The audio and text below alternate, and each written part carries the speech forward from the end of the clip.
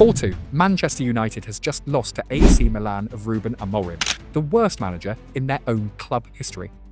It's kept alive and Kamada is stopped by Lomans, who's had a productive afternoon. Manchester United disappointed not to finish pre-season with a victory. But Milan finally finish their summer with their first win. And somehow, Michael Carrick is already starting to look like the problem, which is crazy.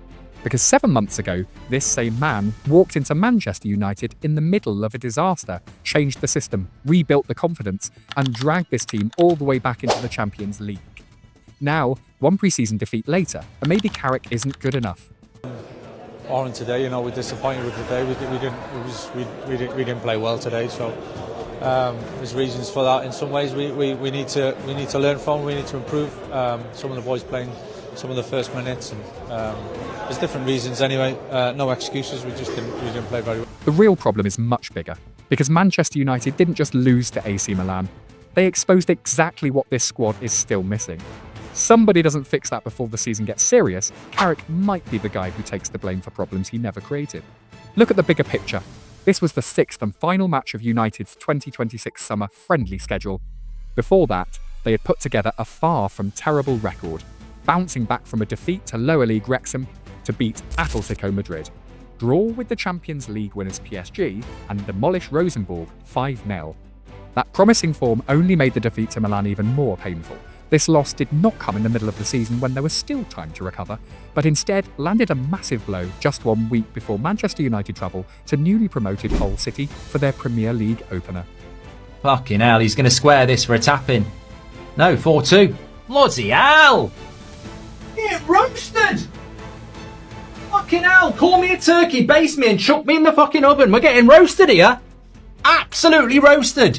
This is why all those Pratt fans who were going, ooh, Amorim, oh, I can't wait to roast Amorim. This is why you never should have done it, you idiots. It's a pre-season game. You made it about Amorim. What about that bloody idiot who was saying, oh, I've spoke to someone in the club and they can't wait to beat Amorim.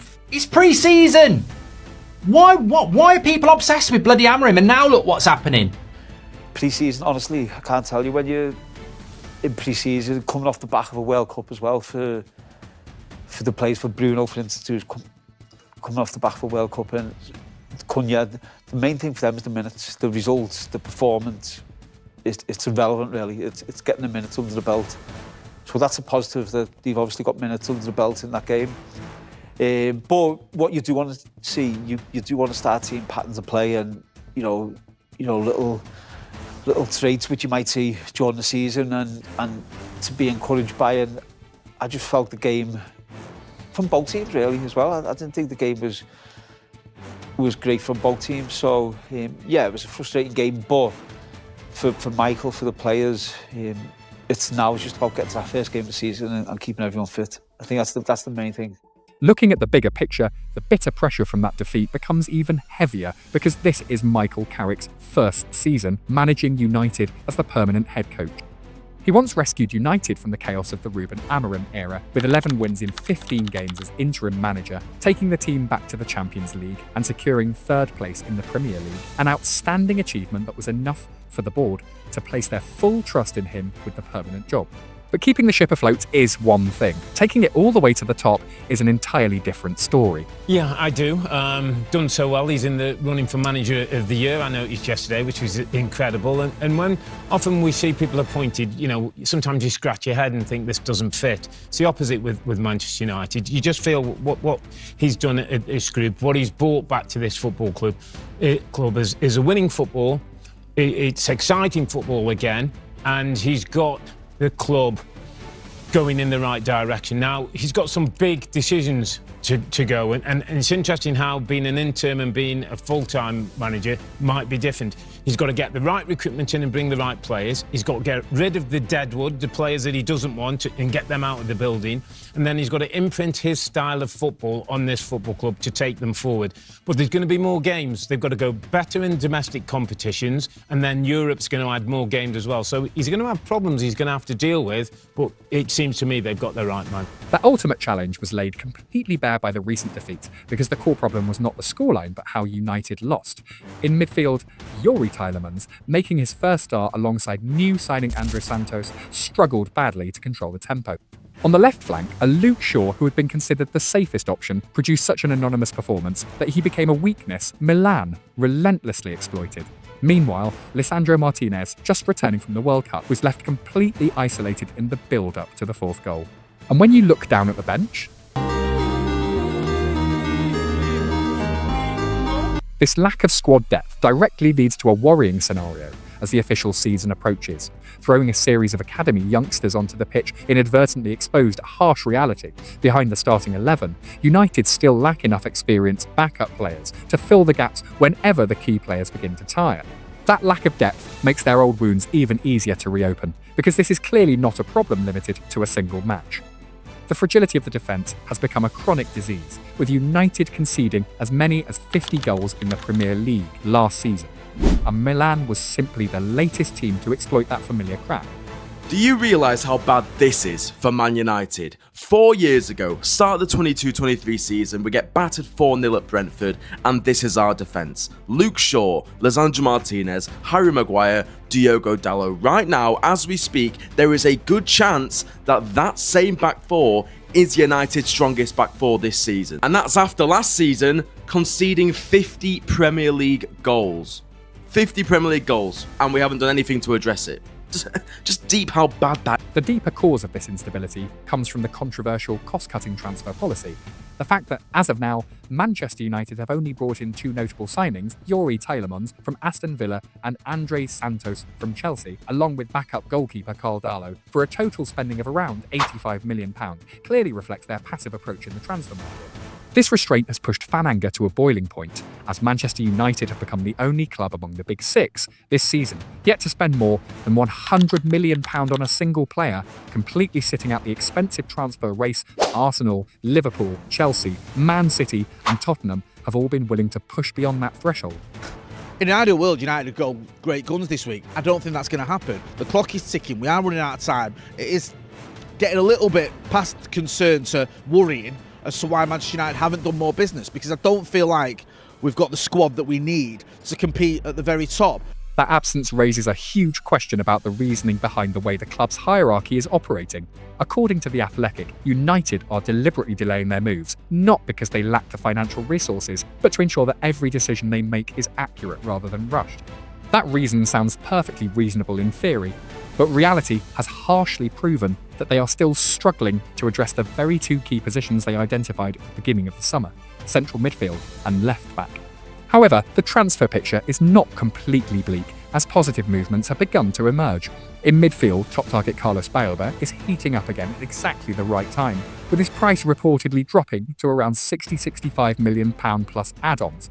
While the left-back situation remains stuck, because Newcastle are determined to keep Lewis Hall and Miles Lewis-Skelly wants to stay at Arsenal, forcing United to consider less high-profile alternatives, such as Jorge Salinas or Joaquin Saiz. The overall picture has begun to improve. In other words, both the plan and the targets are heading in the right direction, and most importantly, in midfield, the speed of execution has finally begun to catch up with the club's ambition. Yeah, it's bizarre. I just don't understand that. It makes no sense to me. Yeah, it is bizarre, because you're right. You want to integrate them into the squad as soon as possible, because you want them to get used to their teammates. You want to work with. Michael Carrick's got a big job on his hand, the biggest job. This might be the biggest job he ever has in his life. Amid the storm of criticism, the manager's demeanour became the most notable detail as Michael Carrick appeared completely unfazed. Even when Roy Keane publicly criticised him last season, Carrick maintained his usual composure, and his reaction after the defeat to Milan was no different. He simply admitted that there were no excuses because the team did not play well, without blaming his players or the schedule. In line with their manager, the club's official account also chose to calm things down, with a message admitting that today was not good enough, while still expressing full belief heading into the opening match of the 26-27 season. Who once won the Champions League as a player, or whether it is simply the defensive wall of a manager who knows he has not been given enough tools to do his job. Not long before this, Carrick himself admitted that the team needed reinforcements and would continue searching for solutions. Yet that statement came nearly a week ago, and even now, after the brutal defeat to Milan, the transfer picture at Old Trafford remains completely stuck.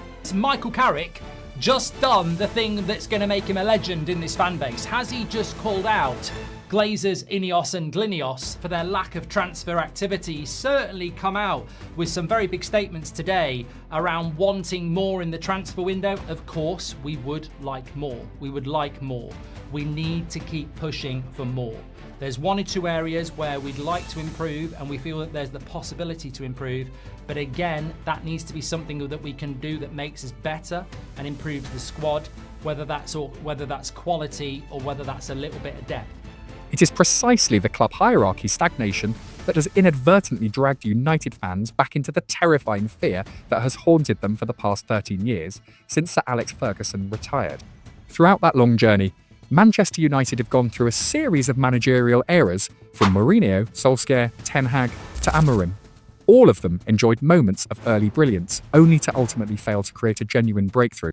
Ironically, the very man who had just defeated United that night, Ruben Amorim, once faced immense criticism, precisely because he lacked the right signings for his tactical system. Less than a year after leaving Old Trafford, that brutal scenario is now repeating itself almost perfectly, with the only difference being the name sitting on the managerial bench.